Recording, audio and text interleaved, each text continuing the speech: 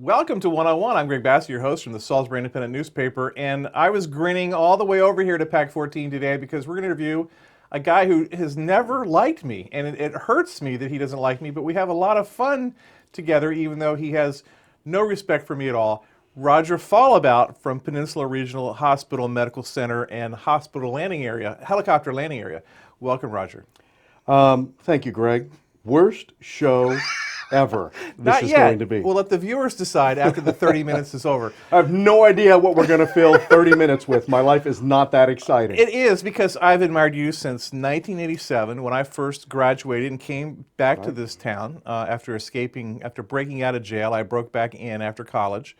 And you were the anchor on TV either then or shortly after. June of '87 is when I came out here. Right, and I got here in May of '87. Right. So we were here together at the same time in the media, back when the media used to really be something. And pounding out copy on manual Olympia typewriters. Do you remember that? And I used to write these stories, and you would read them on the air. I couldn't wait to get your stories and steal them and then make them my own at 6 o'clock. We were a PM paper then, so you get it. Oh, at you're noon. right. You're right. You were a PM paper. You get it at noon, and then you'd read my beautiful Sussex County Council coverage on the air.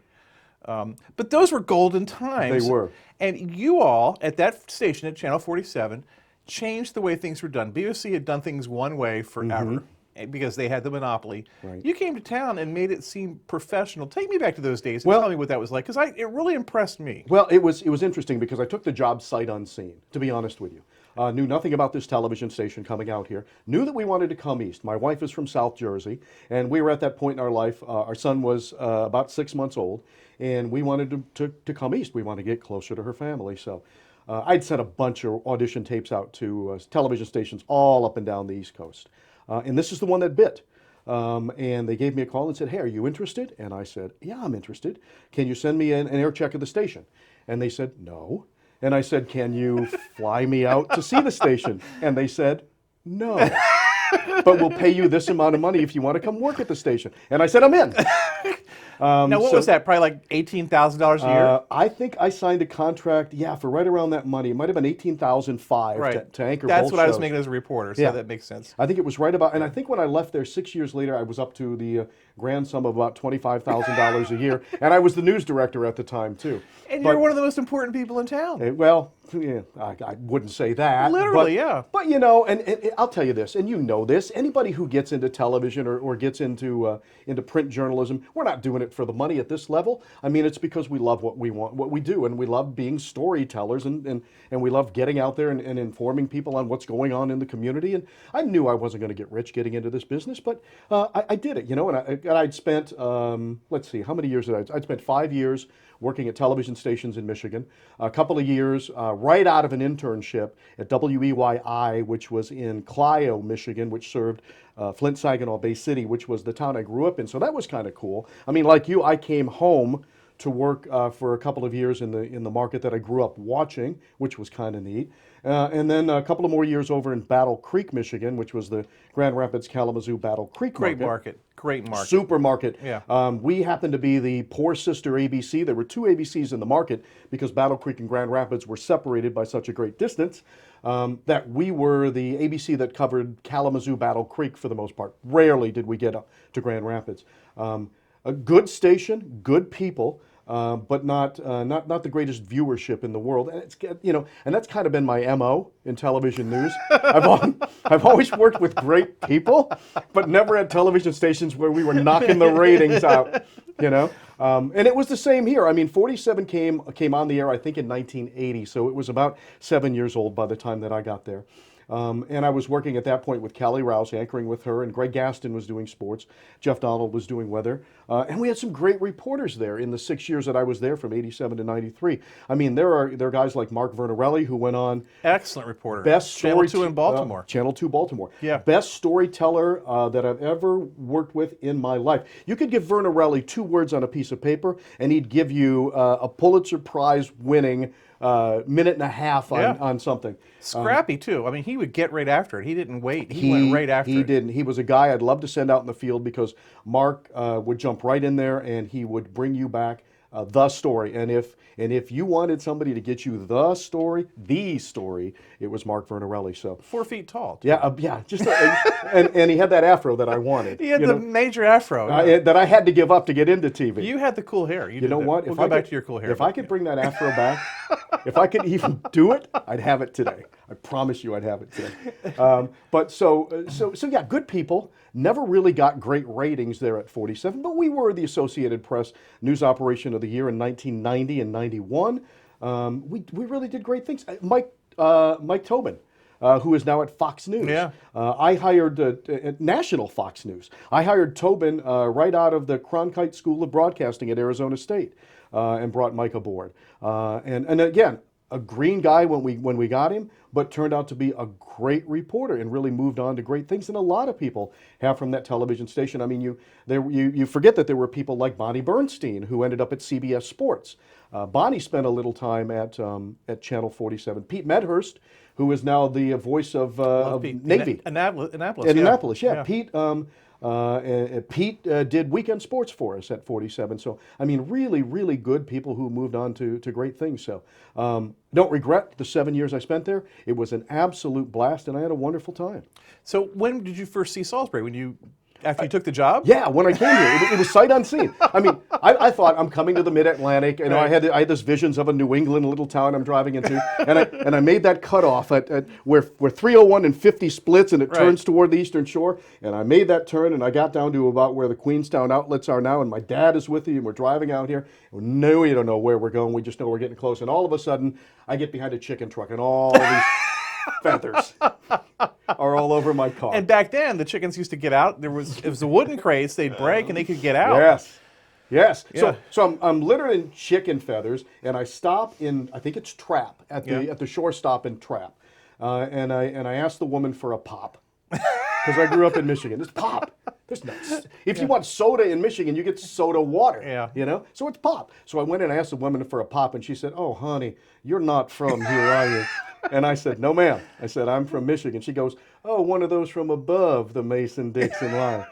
And I went back to the car and I said to my dad, "Where the hell are you? What have I gotten myself into?"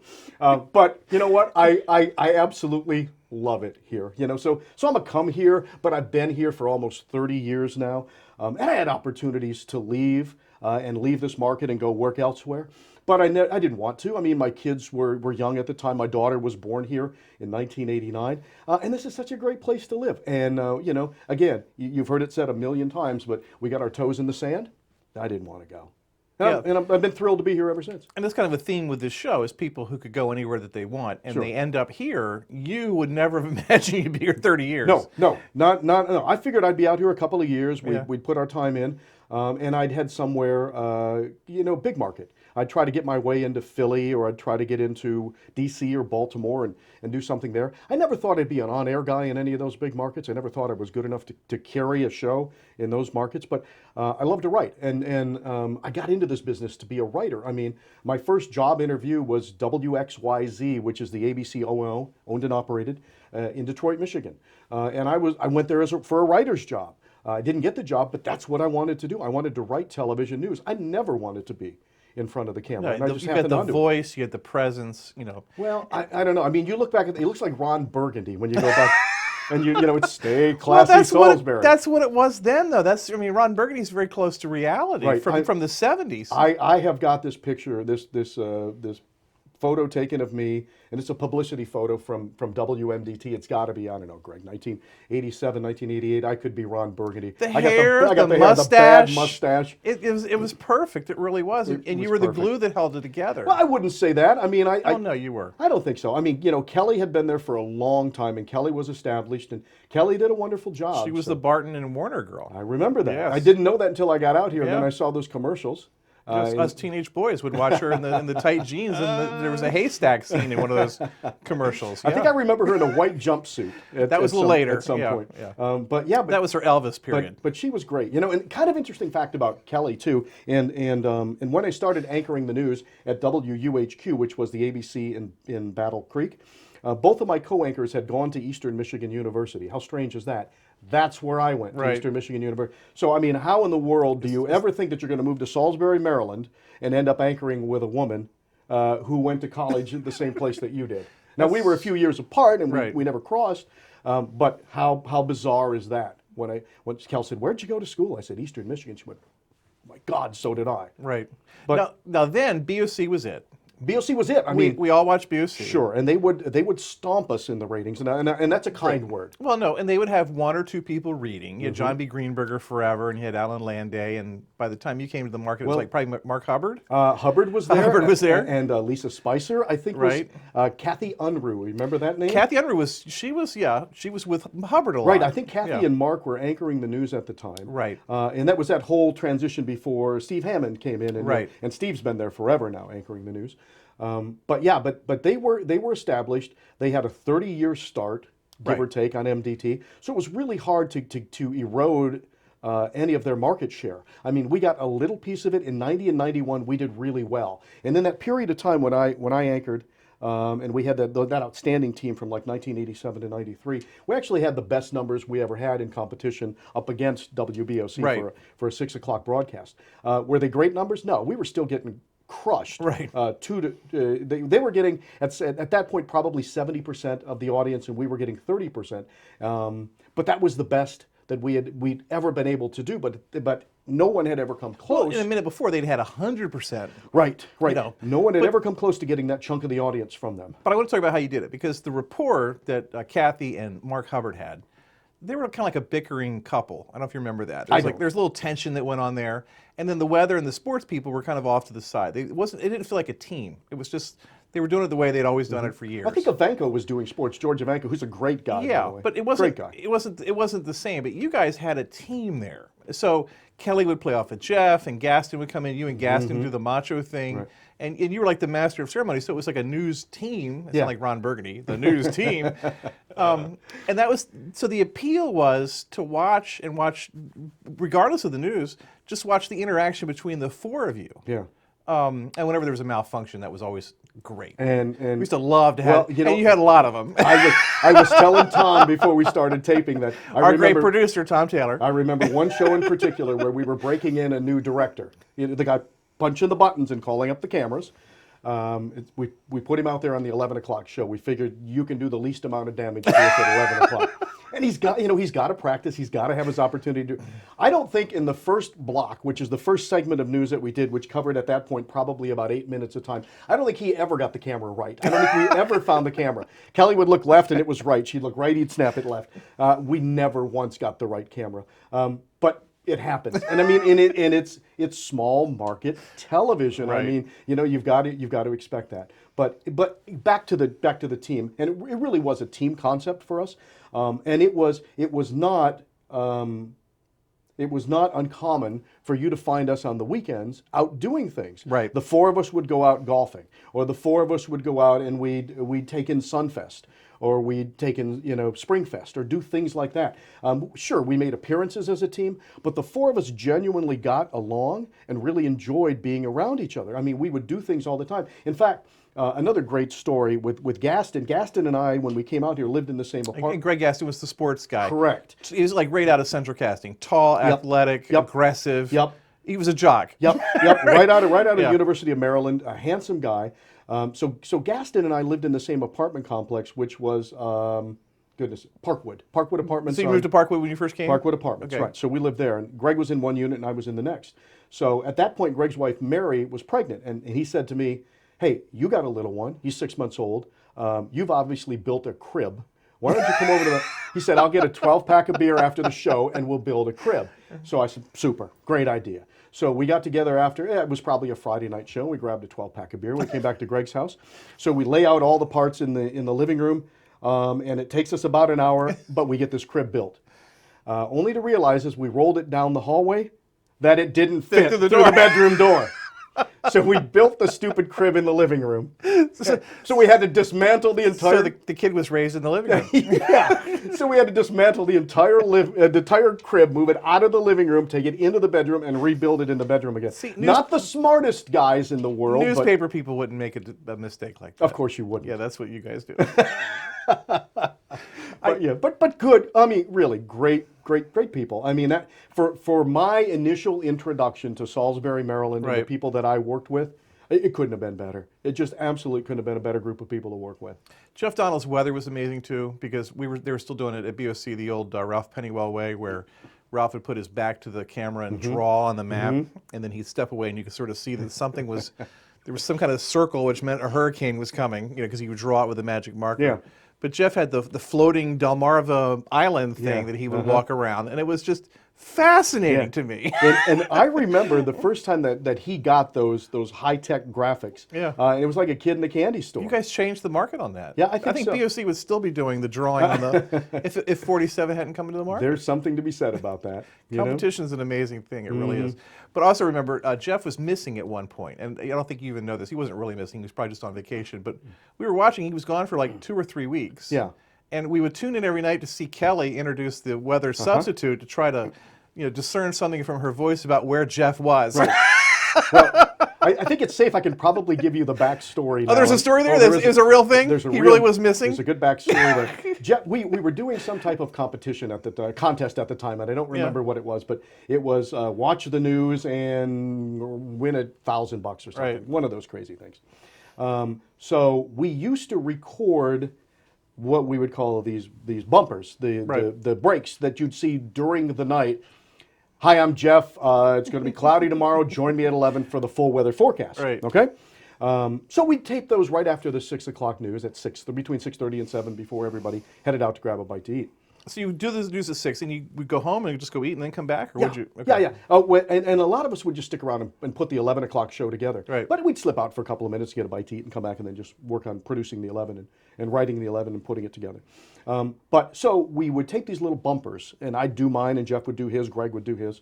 And Jeff decided, if you ever watch Jeff on the air, he looked like he was a very straight-laced, no nonsense. He was kind of a nerdy, kind of a heavy-set guy. nerdy guy. From Pennsylvania. Right. He had that Pennsylvania aura to him. One of the Pennsylvania Dutch. One of the funniest guys, though, that I've ever met in my life. Yeah. I mean, you get him off the air and he's hilarious.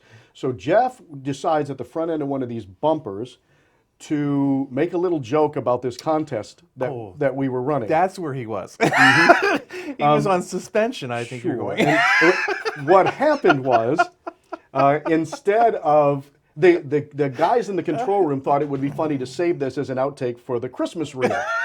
Okay?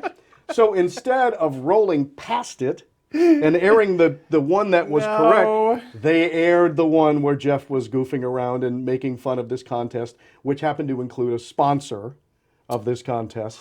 And yeah, that cost Mr. Donald a couple of days off of the air. Where's he now?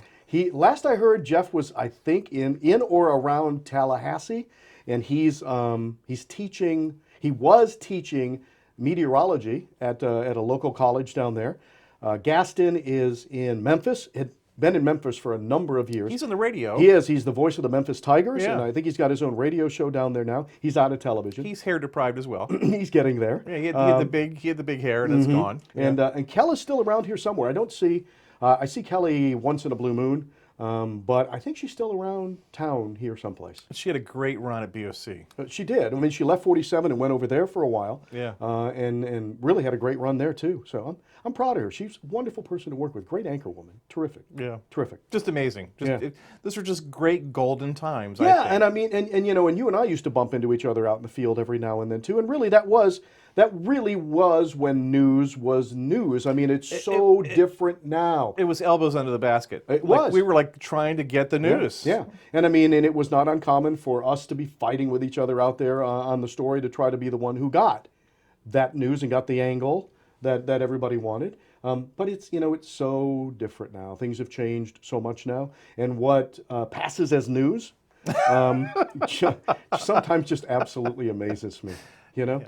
Yeah, it's pretty, it's scary about that. So then you went to the dark side, as we call it in journalism, the dark side. Yeah, I left and went into the PR world, but not before a quick stop at the University of Maryland Eastern Shore. I was down there from 1993 to 98 and helped the late Dr. Chester Hedgepeth build the telecommunications program down there, which was wonderful. I'd never worked in academia before, so this was my introduction to it. UMES was a great place to do that, and we really built the telecommunications program through the English department down there, which has become a wonderful program down at UMES now.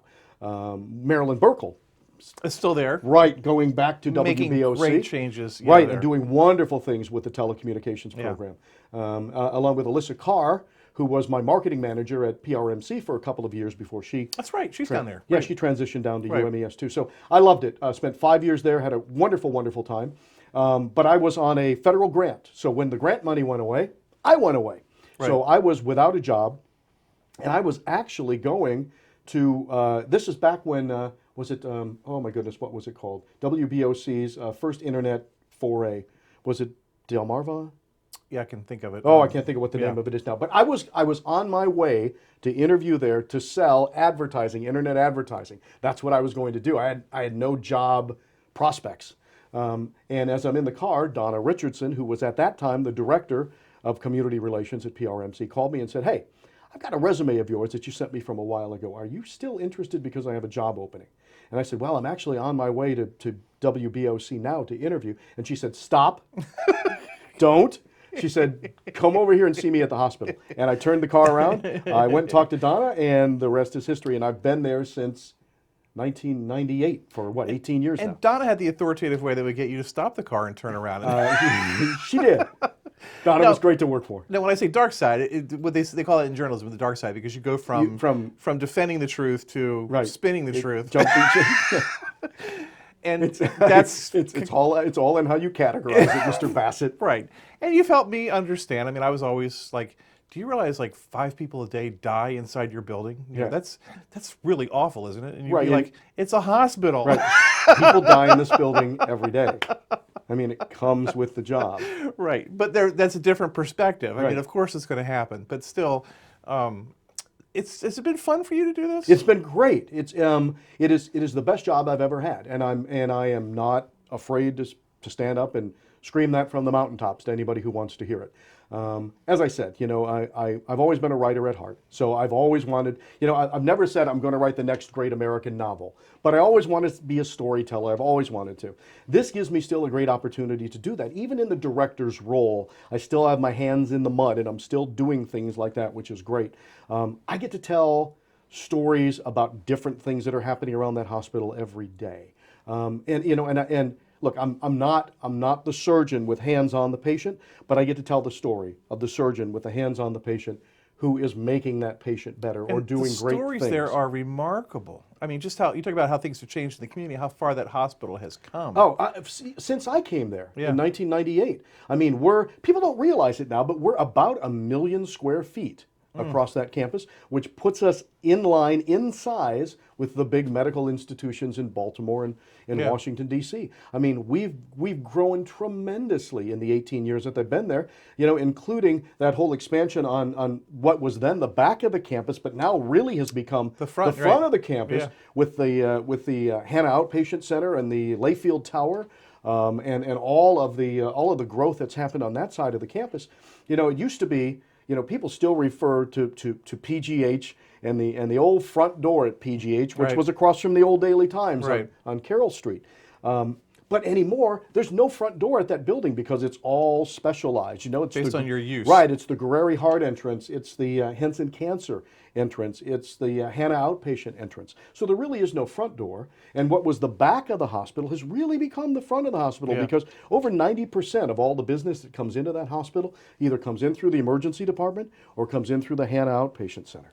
The community pride, I feel, driving into that complex is unbelievable. It's wonderful. I mean, we're so lucky. I mean, it's absolutely wonderful to think that you have an institution like this that does so much in your community. It's like a crane plucked a major hospital out of a very urban area Yeah. and dropped it, into a rural community setting. There's very little we don't do at that hospital, short of transplants. I mean, 2,000 babies are birthed there every year. That's more than all other hospitals in this region combined. We do 500 and 600 open heart procedures. Those are bypass surgeries every year, Right. and 4,000 other cardiac procedures every year at that hospital. 400, 500, maybe even up to 600 times a year, total joint replacements. We have neurosurgery, so we're doing brain surgery at that hospital. There's just a tremendous amount of stuff going on there that people don't realize, and significant, I mean, almost $400 million annually is pumped back into the community by that hospital being there. Right. I think it'd even be more than that. But It's right around Yeah. $400 million. And again, that's probably a conservative estimate on Yeah. our part. now things are changing, and you guys They are are. not just like this oasis for people to come into and get cured anymore. You're going out in the community, so it makes it a lot more convenient. Talk to me about what's the theory on that? Yeah, it used to be, I mean, and this is a term that nobody really likes, but I use it because people understand it. It was heads in beds for hundreds of years. Right. We made our money by people who came to the hospital. You would want your census up, you would want to drive business to the hospital. Anymore, that's not the case. With population health, and population health it has exploded, which is basically taking care of the community around you. The big H. That for years, that blue H that stood for hospital, Right. really now stands for health. We're in the health business more than we're in the hospital business anymore. So a lot of the services that we can transition away from the hospital and out into the community, we're doing that for a couple of reasons. One is it gets it closer to people, more convenient for them to use the services. And we know that if we're in your backyard, you're going to be more apt to use the service than you are to drive to us. We want to make it easier for you to do that. And number two, Maryland hospitals are now reimbursed by the way that we take care of the community. It's not heads and beds anymore. It's you get X amount of dollars to run your hospital, and if you can do it under that budget, that's money for you to keep. If you go over, then that's money you have to pay. Right. So And money that you keep, you reinvest back into your hospital. exactly. I mean, we reinvest millions and millions of dollars back into that hospital. I think the number is $150 million reinvested back into PRMC in the last 10 years. Yeah. And that includes things like robotics. I mean, we've got 2 robots, surgical robots in that hospital, and we're really the only hospital on the Eastern Shore that is using robots for surgery. And they do an amazing job. They do an absolutely amazing job, and I'm one who can attest to that. But back to moving out into the communities, you're going to see us build these health pavilions in Millsboro. You're going to see us build these health pavilions in Ocean Pines because it's cheaper for us to move the services there. It's cheaper for the public to utilize those services there, and it's more convenient. I mean, that's the whole idea behind what we're trying to do is get these services out into the community, keep the community healthy. We want the community to number one, learn what they have to do to stay healthy, and then work with them to remain healthy through the course of their lifetime. We still want the services at the hospital. We want the babies. We want the open hearts. We want the knee replacements. We want the things that we have to do at the hospital. Right. The traditional things, do we need 90,000 visits to our emergency department every year? No. Probably not. But we have Right. 90,000 visits, which is why we're wanna partnering prevent with that stuff. Right. We're Yeah. partnering with Your Docs In. Yeah. In the next few months, we're going to open a new urgent care center right across from Salisbury University in the Right. old Horner Honda building. The idea there is to take some of that business from the emergency department that doesn't necessarily have to be there and move it into the urgent care setting. Right. It's just the smart thing to do. It saves us money, it saves us time, it saves people money, and it saves time for those people who are in the emergency department who truly have emergent needs that need to be taken care of. We're out of time. I didn't ask you about your thing with your prostate cancer. We have to have you back. I can do that. And I want to talk about Rotary too at some point. Yeah, I'll be happy to So come back and we do have that. to have you come back. Sure, my pleasure. What's the next big hospital event that's coming up? You have an employee thing in the spring? We have a National Hospital Week celebration in May where we're going to honor over 400 individuals on their 5-year anniversaries, 5, 10, 15, 20, 25, 30, 35, 40, 45. 5,135 combined years of service. So that's always nice when we get a chance to say thanks Let's to get you everybody. back in April or May. Good, I'll be happy to do Tom, if Tom will Happy to be consent. do that. And also in the summer, we'll be opening the new Richard A. Henson Cancer Institute. Right. In Ocean Pines, which will be an amazing new building. The most comprehensive cancer services ever provided to Worcester and Sussex counties.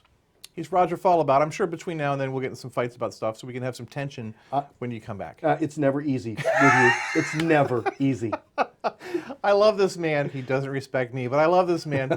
Thank you, Roger Fallabout from PRMC, for being here You today. are my hero, Greg Bassett. Thank you.